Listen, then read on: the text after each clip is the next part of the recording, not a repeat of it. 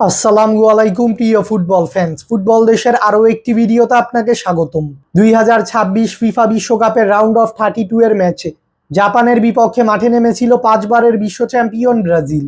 সেই ম্যাচটিতে অবশ্য জাপানকে 2-1 গোলের ব্যবধানে পরাজিত করে মাঠ ছেড়েছিল সেলেসাউরা।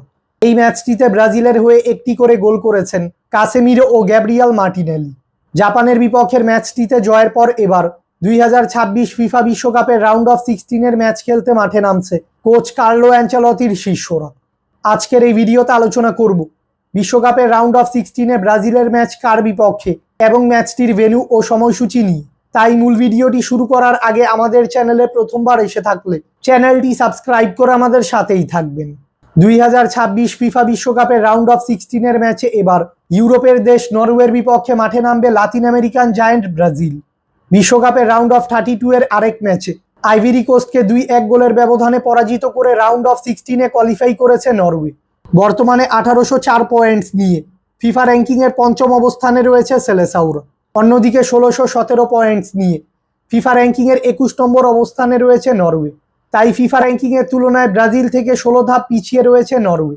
ব্রাজিল ও নরওয়ে সর্বশেষ বিশ্বকাপের মঞ্চে একে অপরের মুখোমুখি হয়েছিল 1998 সালে। সেই ম্যাচটিতে অবশ্য ব্রাজিলকে 2-1 গোলের ব্যবধানে পরাজিত করেছিল নরওয়ে। ব্রাজিল ও নরওয়ে ম্যাচের আগে দু দলের সাম্প্রতিক ফর্ম দেখলে দেখা যায় ব্রাজিল ফুটবল দল নিজেদের খেলা শেষ 5টি ম্যাচে 4টি ম্যাচে জয় ও 1টি ম্যাচ ড্র করেছে। অপরদিকে নরওয়ে ফুটবল দল নিজেদের খেলা শেষ 5টি ম্যাচে 3টি ম্যাচে জয়, 1টিতে পরাজয় ও 1টি ম্যাচ ড্র করেছে। তাই সাম্প্রতিক ফর্ম বিবেচনায় এ ম্যাচে নরওয়ের থেকে কিছুটা এগিয়ে থাকবে ব্রাজিল।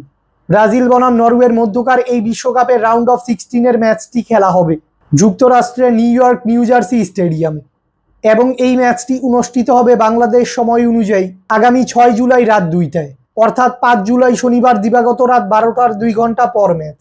ব্রাজিল ও নরওয়ের মধ্যকার এই ম্যাচে কোন দল জয়লাভ করবে? আপনার মূল্যবান মতামতটি আমাদের কমেন্টে জানাবেন।